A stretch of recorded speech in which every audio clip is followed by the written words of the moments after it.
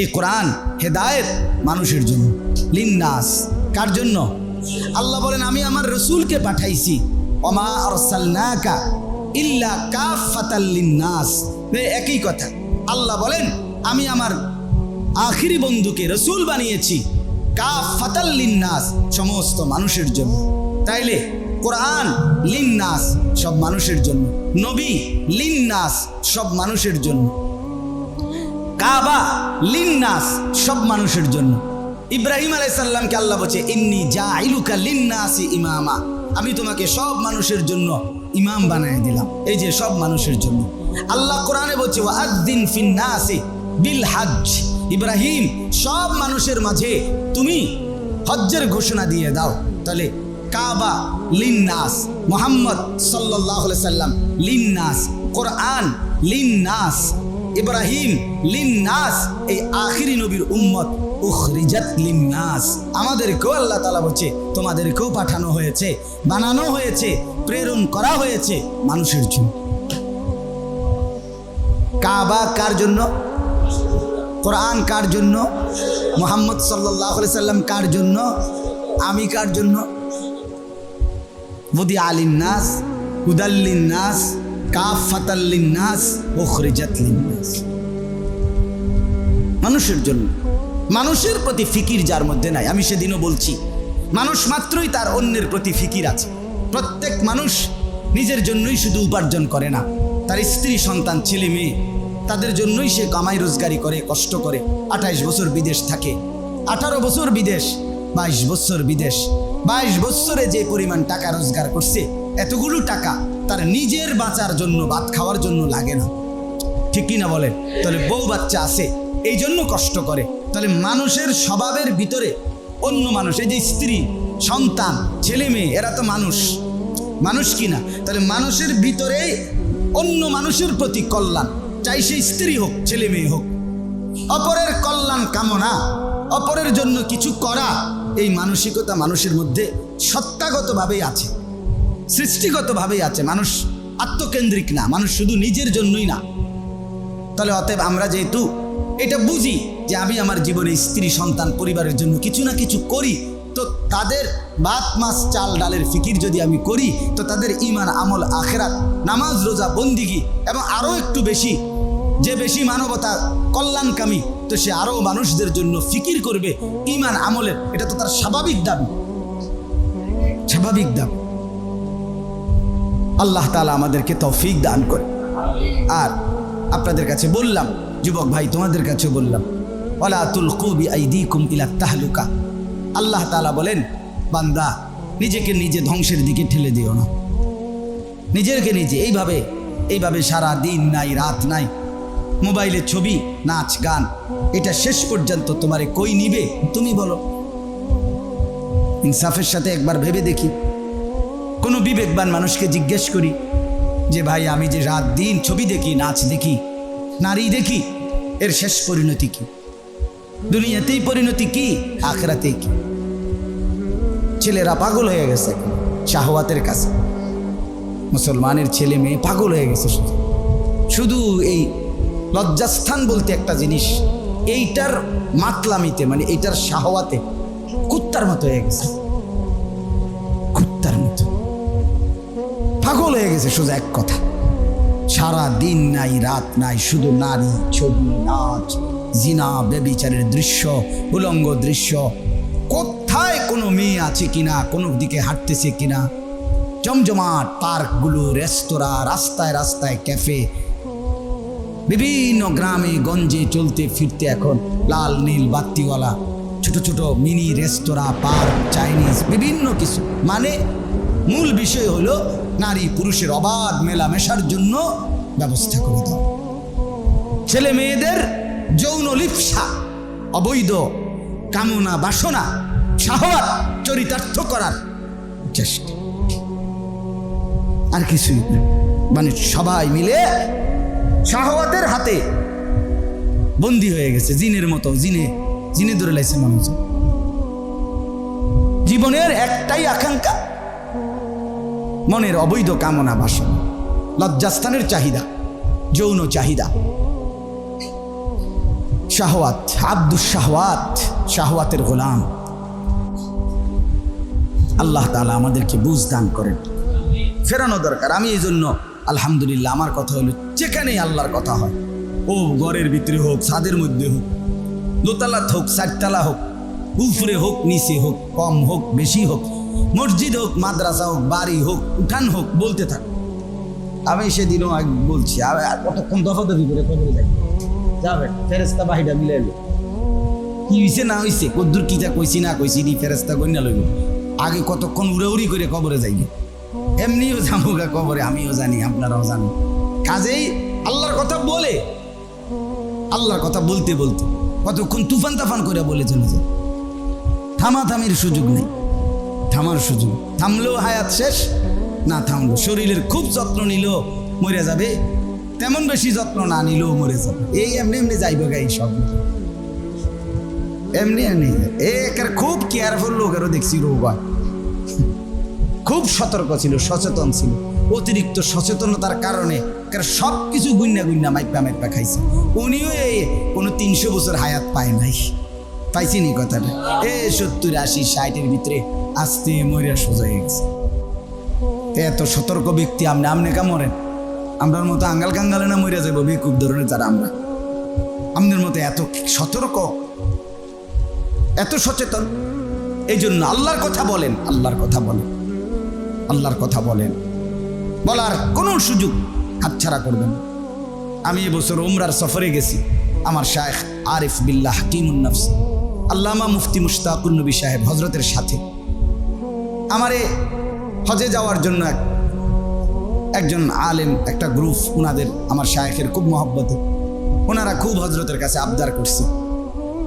ওনাদের সাথীরা 50-60 জন মানুষ ওই কাফেলায় হজে যাবে। তো ওনাদের যিনি মুআল্লিম, উনি খুব আবদার করছে, মহব্বত করেই বলছেন, আন্তরিকতার কারণে হজরতের কাছে, আমার শায়েখের কাছে, যে হুজুর আশরাফি হুজুরের যদি আমগোর লগে দেন আমরার একটু ফায়দা হবে, উপকার হবে। তা আমি বললাম, হুজুর আমি তো আগামী বছর আমার বিবির সাথে, বিবিকে সাথে নিয়ে 25 সালে হজে যাওয়ার ইচ্ছা আমার। এই বছর 24 সালে না গেলে ভালো আছিল হুজুর, আমি তো আগামী বছর যাইতে হইব ইনশাআল্লাহ। উমরায় তো গেলাম। হুজুরে বলতে মৌলানা, এই 50-60 জন মানুষকে হজ্জের এই সিজনে সেবা দেওয়া, দিনের কিছু রাহবারি করা, এটাকে খেদমত মনে করেন, এটাকে একটা কাজ মনে করে। তাই বললাম ঠিক আছে, যাবো তাইলে। ঠিক আছে, আপনি বলছেন তো যাব, আলহামদুলিল্লাহ। তো আমার আগামী 5 তারিখ আল্লাহর দয়ায় হজ্জের ফ্লাইট। এতেকাফের মধ্যে রমজানের শেষ 10 দিন, 12 রমজান উমরা থেকে আসছি, আবার 20 রমজান এতেকাফে ঢুকছি। এতেকাফ চলাকালীন একদিন রাতে, আপনার 1টা-1:30 বাজে রাত্রে, মসজিদে আল্লাহর ঘরে এতেকাফে রমজানে শেষ দশকে হুজুরে আমার একদিন বলতে, মৌলানা আমার খুব দিল চাচ্ছে, আমারে কইতেছে, শায়েখের সাথেই আমি এতেকাফ করি আজকে 11 বছর। তো এই বছরও আলহামদুলিল্লাহ আমাদের প্রায় 1200-1300 লোক এতেকাফ আমাদের সাথে করছে। ওই যে আমার এতেকাফের সাথী রাশেদ, আমার মাদ্রাসার শিক্ষক, তো আপনাদেরই এলাকার। তো হুজুর আমারে বলতে, না আমার দিল চাচ্ছে যে তোমরাই গেলেন, আল্লাহ চাহে তো হজে যাবেন ইনশাআল্লাহ। তো এক কাজ করেন, হজের থেকে আইসা একটা চিল্লা 40 দিন তাবলিগে আল্লাহ রাস্তায় যান, দেখা যাবে কিছু আরো মানুষের উপকার হবে, আপনারও উপকার হবে। তা আমি বললাম, এত রাত্রে আপনি বলছেন, আপনি বলেননি আমি যাইতাম হুজুর। কহ আমার মন খুব চাচ্ছে, আপনি গেলে ভালো হইব। আমি বললাম, গেলাম, যাবো আমি, ঠিক আছে আমি যাবো, চিল্লাতেও যাবো। তো আলহামদুলিল্লাহ চিল্লারও ডেট করছি, জুলাই মাসের 8 তারিখ আমি ফিরবো ইনশাআল্লাহ।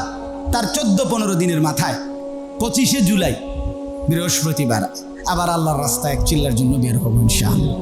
আলহামদুলিল্লাহ, খালাস, আল্লাহর জন্য বলে যাওয়া, ফিকির করা।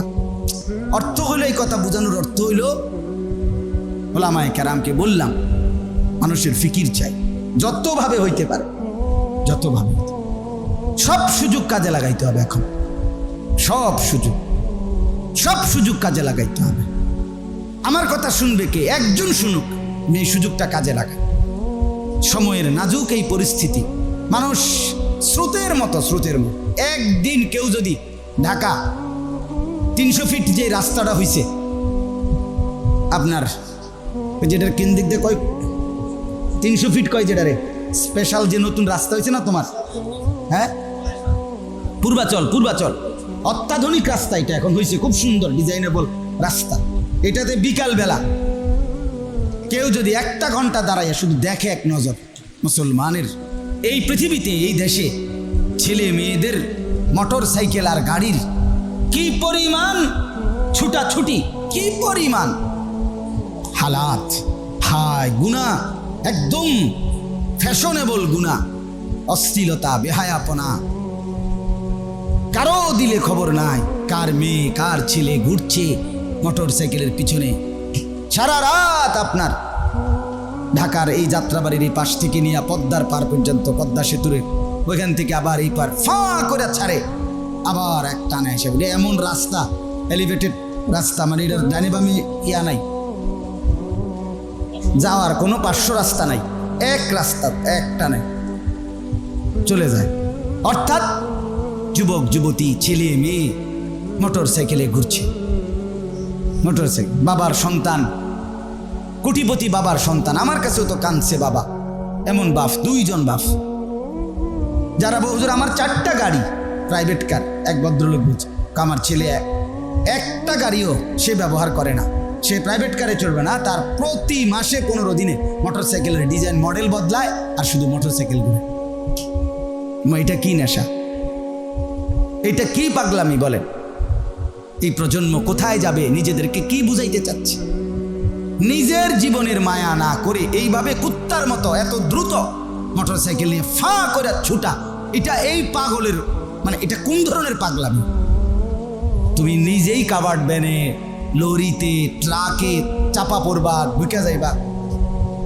এই সেদিনও আমাদের ওই আপনার আলেখারচর বিশ্ব রোডের পরে এনে একটা স্টিল মিল আছে বিশাল, কুমিল্লা, আপনার কুমিল্লা ক্যান্টনমেন্টের পরে মোটর সাইকেল ছাড়ছে ফাঁ কইরা খোলা, ওইখানের কাছে গিয়ে লরি, লম্বা লরি দিয়েছে না রাস্তা, লরি বুঝেন, যেটি দিয়া আপনার কার্গো, হ্যাঁ মালের ইয়া টানে, বক্স, এডি বড় বড় লম্বা 18 চাক্কা 20 চাক্কাওয়ালা যে গাড়ি, এডি ছাপের মতো লম্বা, এগুলো এই ভিতরে ঢুকে গেছে, খালাস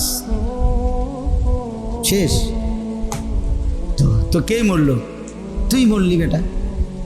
পৃথিবীর তো কিচ্ছুই হয় নাই, সূর্য আগের মতো আগের টাইমে ডুবছে, শনিবার আগের মতোই রবিবার হইয়া গেছে, তোমার জন্য তো কিছুই থামলো না। থামলো কিছু বলেন তো? তুমি কামড়া করলা কি? নিজের হাত ভাঙ্গা লাইলা, নিজের পাও ভাঙ্গা লাইলা, নিজেরা এভাবে শেষ করে দিলা, বিনিময়ে পৃথিবীর কি হইল? তোমারে সবাই স্মরণ করবে, হ্যাঁ তোমারে সবাই একবার ওই রাস্তার মাঝখানে তোমার প্রতীক, তোমার চিহ্ন যে এই মহান ব্যক্তি এখান দিয়ে যাওয়ার পথে অ্যাক্সিডেন্ট করে মোটর সাইকেলে লরির ভিতরে ঢুকে গিয়া হ্যাঁ মারা গেছেন, আমরা তাকে কৃতজ্ঞতার সাথে যুগ যুগ ধরে স্মরণ করবো। এরকম তোমার কীর্ত স্মরণ করবো, কাম রাইছে মানুষের আর কাম নাই বলে, তোমার মতো ফালতুরে কীর্ত মনে রাখবো মানুষে বলে? তোমরা যারা ছেলেরা চুল, এই বিশ্রী বিকট চুল, ইবলিসের মতো, শয়তানের মতো, কাফেরের মতো, মুশরিকের চুল যারা রাখো, তোমাদেরকে কেউ মনে রাখবে না পৃথিবীতে। প্রিয় বন্ধু মনে রাখো, কেউ না কেউ, সমবয়সী বন্ধুরাও তুমি মরে গিয়ে দেখো 15 দিন পরে তোমার খবর আর কেউ নিবে না। তোমার পাওড়া ভাঙ্গা দেখো, কারো চোখে পানি আসবে না, সবাই বলবে আহ একটু সেফে চলতাম, এই শেষ, আহা একটু সতর্ক হয়ে চলতা, কি করলা, অফ সরি স্যার, হ্যাঁ আচ্ছা যাক বুঝতো, একটু কাজ আছে তো আসি, কেমন ভালো থাকিস, তো ঠ্যাং ভেঙে লাইছে যাইতে কয় ভালো থাকিস, বেকুব কি কইলি বেটা, বেটা ঠ্যাং ভাঙ্গা, বেটার কয় ভালো থাকিস, বেটা আর ভালো থাকবে কেমনি, বেটা তো ভাঙ্গায়, বলেন সে আর ভালো থাকবে কিভাবে? তার জীবনটা তো পঙ্গু হয়ে গেল। তাইলে এই জন্য বন্ধুরা সব ধোঁকা, সমবয়সী ধোঁকা, দুনিয়া ধোঁকা, দুনিয়ার এই মোহমায়া এই ধোঁকা, নারীর সৌন্দর্য ধোঁকা, নারীর হাসি ধোঁকা, নর্তকীর হাসি ধোঁকা, অভিনয়, সে নিজেই তো অভিনেতা, সে তো নিজেই বলে আমি অভিনয় করছি, কথা বলেন না কেন? বলো ছেলেরা, বলো মিয়া। নাটকের নায়ক নায়িকা, সিনেমার নায়ক নায়িকা, টিকটকের ছেলে মেয়ে কিংবা মোবাইলের ওরা তো বলছেই আমি অভিনয় করছি। অভিনয় তো আসল হইতে পারে না, অভিনয় তো ধোকা ধোকা ধোকা। তুমি কেন ধোকা খাইলা? সে তো ধোকা দেয় নাই, সে তো বলে নাই আসল। ধোকা দিত তখন না বেটা, ওই কি ধোকা দিছে আপনারে? অত বলছে আমি অভিনয় করছি, তুমি না ধোকা খাইছো। সে ধোকা দিল কই? সে তো ধোকা দেয় নাই, সে তো নিজেই বলছে আমি ফালতু। আমরা অনেক সময় বলি যে লাল শালু, সে নিজেই বলছে লাল শালু লাগাইয়া, লাল শালুর জামা গায়ে দিয়া। সে আপনাকে তো আগেই বলে রাখছে যে লাল, এটা তো রেড সিগন্যাল, বিপদ সংকেত। কোনোখানে গাঁথা থাকলে, রাস্তার পাশে যদি গর্ত হইয়া যায় তো লাল কাপড় নিশানা টাঙ্গায়। ট্রাক অ্যাক্সিডেন্ট করলে অথবা এখানে পড়ে রইলে বিকল হইয়া তো লাল কাপড় লাগাইয়া বুঝায়। লাল কাপড় কি সংকেত? বিপদ সংকেত, রেড সিগন্যাল, বিপদ সংকেত। ও তো লাল শালুওয়ালা, লাল কাপড়ওয়ালা, জটওয়ালা, সে তো নিজেই বলতেছে আমি বিপদ সংকেত, আমার কাছে আইসো না। তো তুমি বেকুব আইলা কেন? তুমি নিজের শেষ করে দিলা কেন? তুমি তার কাছে নিজের প্রার্থনা করে শিরিক করলা কেন? নিজেকে নিজে মুশরিক বানাইলা কেন? সে তো ধোকা দেয় নাই, সে তো লাগাইয়ে রাখছে লাল কাপড়। আল্লাহ আমাদেরকে মাফ করে দেন।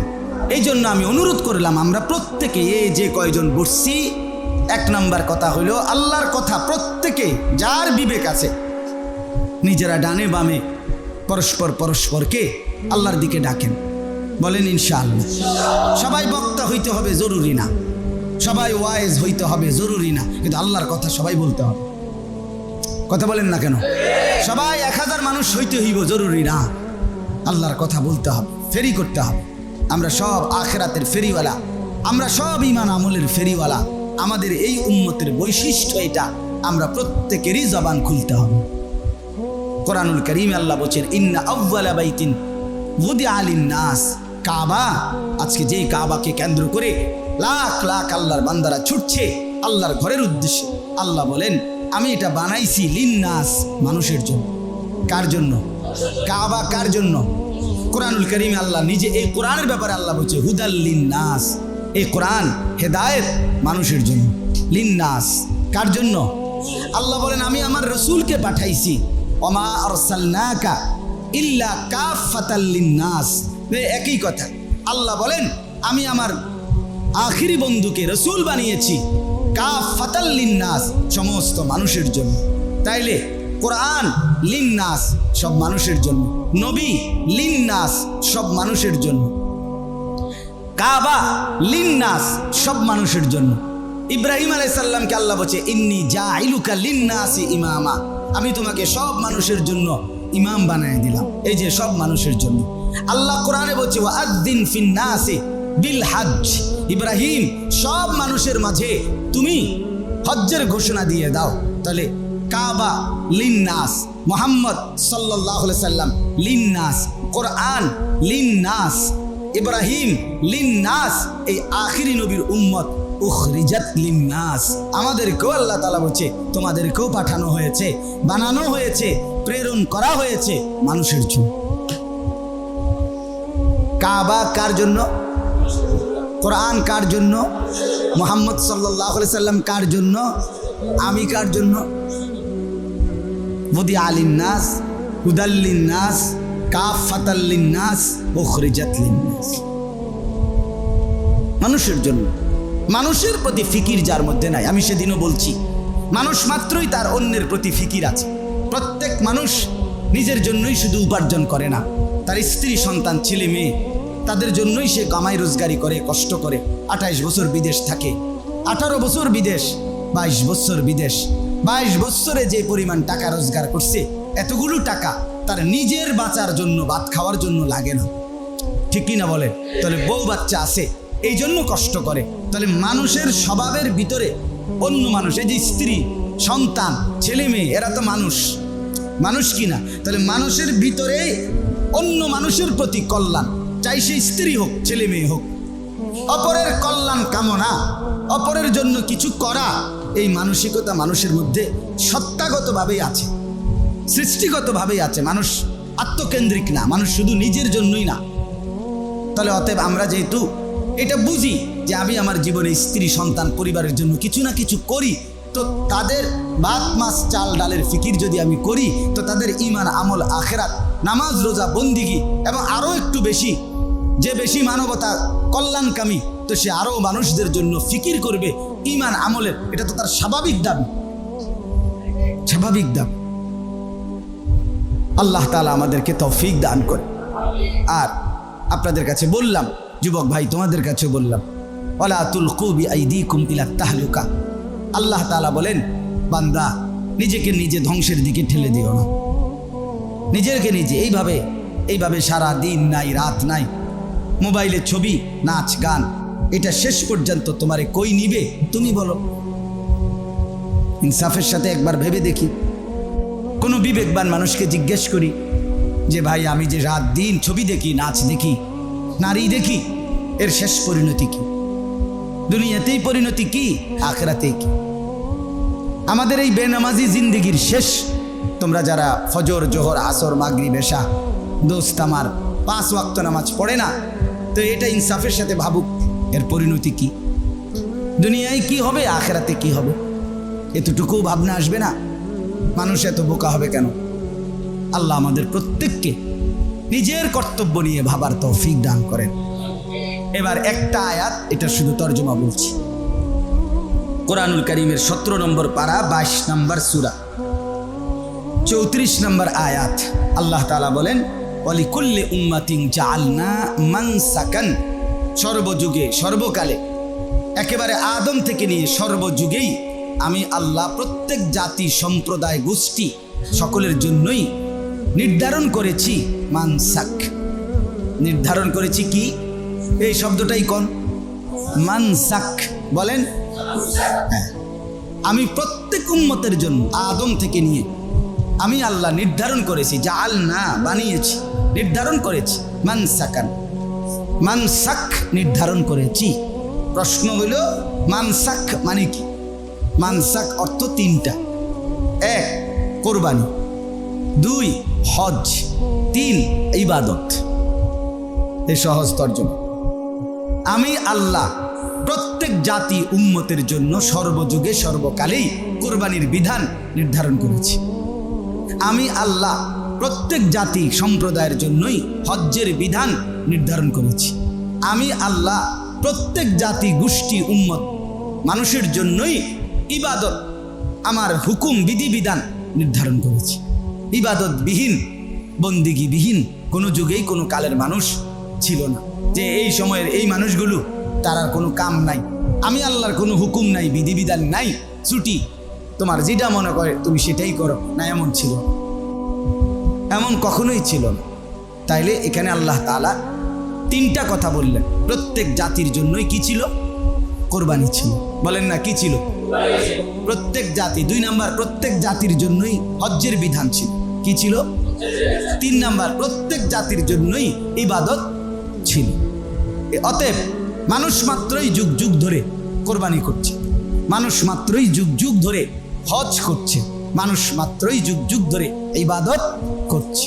এখন আসেন, প্রত্যেক মানুষের জন্য উচিত, আল্লাহ তাআলা আমার উপরে যে কোরবানি বিধান রাখছেন, মুসলমান হিসাবে ভাবাই উচিত যে এই ক্ষেত্রে 2টা জিনিস।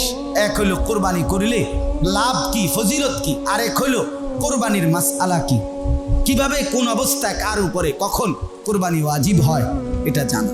প্রত্যেক আমলের এই 2টা দিক মুসলমানের জানা উচিত। এক হলো ফাজাইল আর এক হলো মাসাইল। হজ্জের ফাজাইলও জানা উচিত, হজ্জের মাসাইলও জানা উচিত, ইবাদতের ফজিলতও জানা উচিত, ইবাদতের বিধিবিধানও জানা উচিত। জানা, অতএব মুসলমান মাত্রই সে নামাজের ফজিলত কি এটাও জানবে, নামাজ পড়তে হয় কেমনে এটাও জানবে। এই 2টা মিললেই সে মুসলমান। আমরা হুজুর গ্রামের মানুষ, সাধারণ মানুষ, মূর্খ মানুষ, জেনারেল মানুষ, স্কুলের মানুষ, কলেজের মানুষ, এই জন্য আমরা এটা জানি না। কা জানেন না? আপনি চিড়ে খান, হ্যাঁ, আপনি বন দিয়া ছা দিয়া হুদা ভিজাই খান নাকি? আপনি জানেন না কেন? আপনি জানবেন না কেন?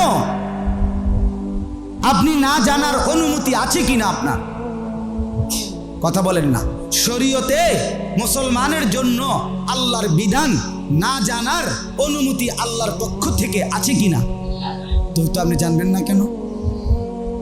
কেন জানবেন না? বিস্তারিত পরিপূর্ণ সকল বিষয়ের খুঁটিনাটি সকল ইলম একসাথে জানবে উলামায়ে কেরাম, কিন্তু আপনার প্রয়োজনে আপনার সামনে যেটুক আপনার জন্য এটুকুর বিধিবিধান, এটুকুর মর্যাদা, এটুকুর ফজিলত জানা প্রত্যেক মুসলমানের জন্য ফরজ। আপনি দোকানদারি করবেন, কমপক্ষে দোকান সম্পর্কিত ব্যবসার বিধিবিধান জানা ফরজ। আপনি চাকরি করতেন না, ঠিক আছে, চাকরির মাসলা আপনি জানলেন না, এটা আলেমরা জানবে, যারা বিস্তারিত জ্ঞান অর্জন করে ওই উলামায়ে কেরাম, এটা আরেকটা স্পেশাল গ্রুপ।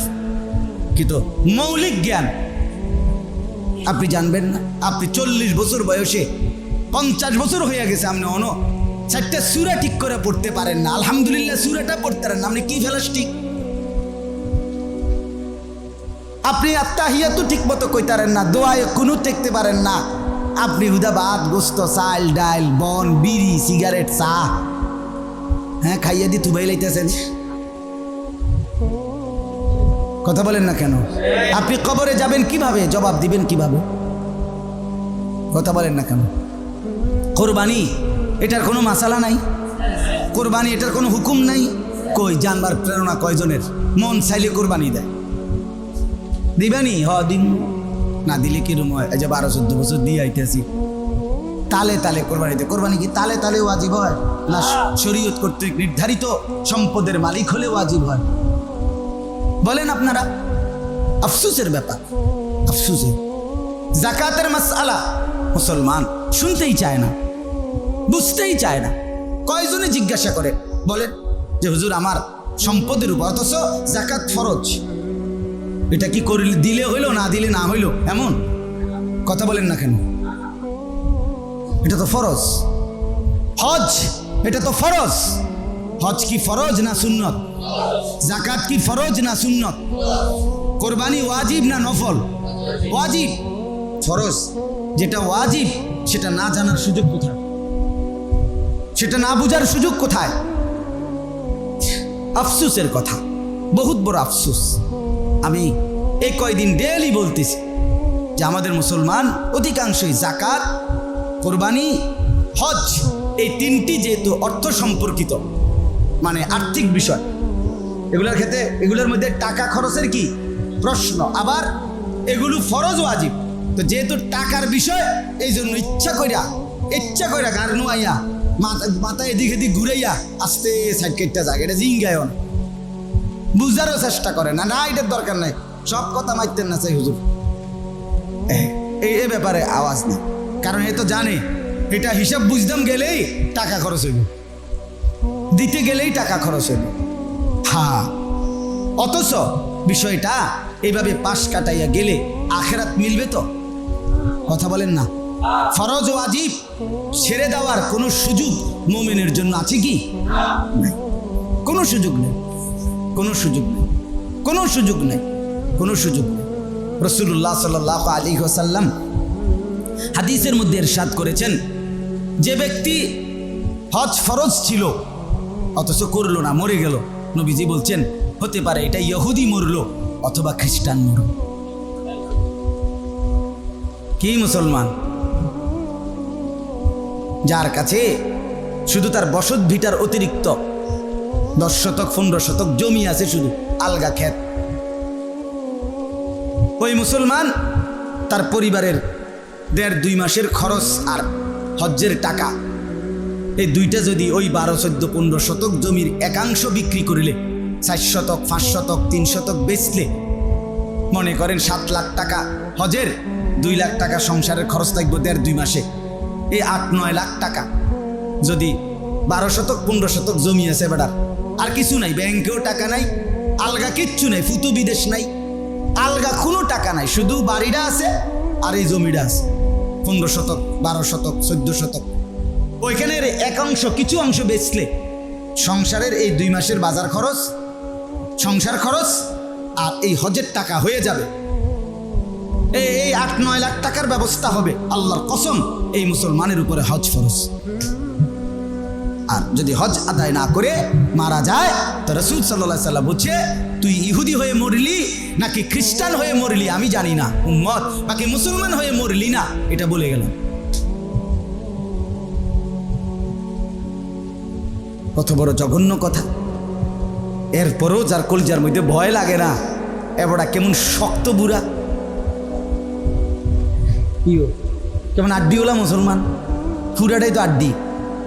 গোস্ত গোস্ত হইলে তো কদ্দুর নরম হইবার কথা, জোশ তো হয় না। 60 বছর হয়েছে অন্য জোশ হয় না। জোশ বুঝেননি? গোস্ত যে চুলার মধ্যে জোশ করে নরম হয় না, এবারটা তো নরম হয় না। এবারটা তো 60 বছর অন্য বিড়ি খায়, এবারটা শক্ত না, পুরাটা আড্ডি। আমার মনে বুঝে মনে হয় আর গোস্ত নাই। 60 বছর বয়স, আজও দুনিয়া যায় না, লোভ যায় না। 3 ফুট বিদেশ পাঠাইছে, ওইখানে কি 3-12-36 লাখ টাকা খরচ হয়েছে না? আপনি তো ব্যবস্থা করছেন। মেয়ের বিয়ের টাকা হইল, বাড়ি ঘর টাকা হইল, সব হইল। আল্লাহর ঘরের জন্য 5টা লাখ 6টা লাখ টাকা ব্যবস্থা হলো না জীবনে কোনোদিন। হায় মুসলমান, আল্লাহ আমাদেরকে মাফ করে দেন, আল্লাহ আমাদেরকে দয়া করেন, আল্লাহ আমাদেরকে মাফ করে দেন। এই জন্য আল্লাহ তাআলা বললেন, কুরবানি সর্বযুগের আমল, হজ সর্বযুগের আমল। আর কি? ইবাদত। ছেলেরা, তোমাদেরকে বলি শেষটার বিষয়, আল্লাহ তাআলা বলছে প্রত্যেক জাতির জন্য আমি ইবাদত রাখছি। অতএব মানুষ মাত্র ইবাদত করবে, এটাই স্বাভাবিক। অতএব যার মধ্যে ইবাদত নাই, আমি এই জন্য সাফ বলি, সে কোনো মানুষ না। যার কপালে সেজদা নাই, ওই মানুষ না, ওই মানুষ না। তোমরা যারা ফজরের নামাজ পড়ো না, 5 ওয়াক্ত নামাজ পড়ো না, মুসলমানের বাচ্চা, আমি বললাম তুমি মানুষ না। যার কপালে সেজদা নাই সে মানুষ না, সে মানুষ হইতে পারে না। মানুষকে আল্লাহ তাআলা ইবাদতবিহীন বানায় নাই। ওমা খালাকতুল জিন্না ওয়াল ইনসা ইল্লা লিয়াবুদুনের অর্থ হলো, আমি মানুষকে বানাই নাই অন্য কোনো উদ্দেশ্যে, বানাইছি শুধুই ইবাদতের উদ্দেশ্যে। অতএব যার মধ্যে ইবাদত নাই সে মানুষ হইতে পারে না, সে মানুষের বাচ্চাই না। বলে তো সে কি? আমি কই সে কি? সে হইল গরু ছাগলের মতো একটি ডোমেস্টিক অ্যানিমেল, গৃহপালিত প্রাণী। এই বাড়িতে ছাগলও ফালে, তার মতো অপদার্থকেও পালে।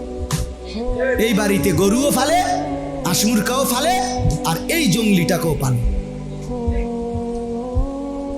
এই বন মানুষটাকেও পালে। এখানে ওই গরু ছাগলগুলোরে খল্লি ভুসি ঘাস খাওয়ায়, আর এইটাকে, এই প্রাণীটাকে গোস্ত ভাত মাছ এগুলো খাওয়ায়। খালাস, এতটুকুই। বাকি দুটোটাই ডোমেস্টিক অ্যানিমেল, গৃহপালিত প্রাণী। জঙ্গলে যেহেতু থাকে না, এই জন্য বললাম আর কি ডোমেস্টিক, আর নয়তো তো এটা জঙ্গলের প্রাণী হইতো। এই কথা আমার শেষ। আমরা প্রত্যেকেই ফিকির করি, আমি লম্বা বিস্তারিত বলা দরকার, কিন্তু এটুকুতে সম্ভব না।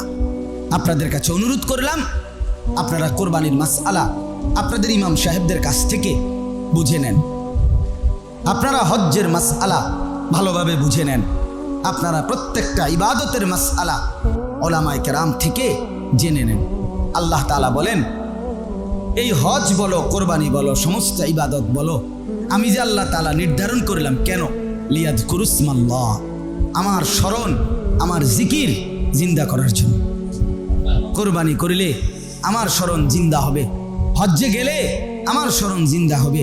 প্রত্যেকটা ইবাদতের মধ্যে আমি আল্লাহর স্মরণ প্রতিষ্ঠিত হবে। সুবহানাল্লাহ।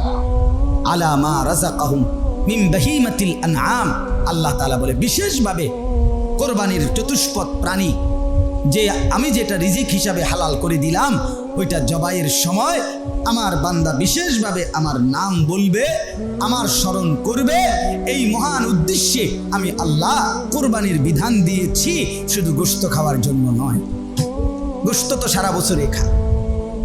এই জন্য হাদিস আল্লাহর নবী সাল্লাল্লাহু আলাইহি সাল্লাম বলেন, যে ব্যক্তি ঈদের নামাজ, আশ্চর্য মিয়া, রাসূলুল্লাহ আজকেও পড়ছি আমার গাড়িতে বসে বসে হাদিস, নবী সাল্লাল্লাহু আলাইহি সাল্লাম বলেছেন, মান যাবাহা কাবলা সালাহ, যে ব্যক্তি নামাজ ঈদের নামাজ পড়ার আগে আগে জবাই করে ফেলে প্রাণীটা, তো সে ফাইন্নামা হুয়া শাতু লাহমিন, এটা যেন সে বকরির গোশতই খাইল।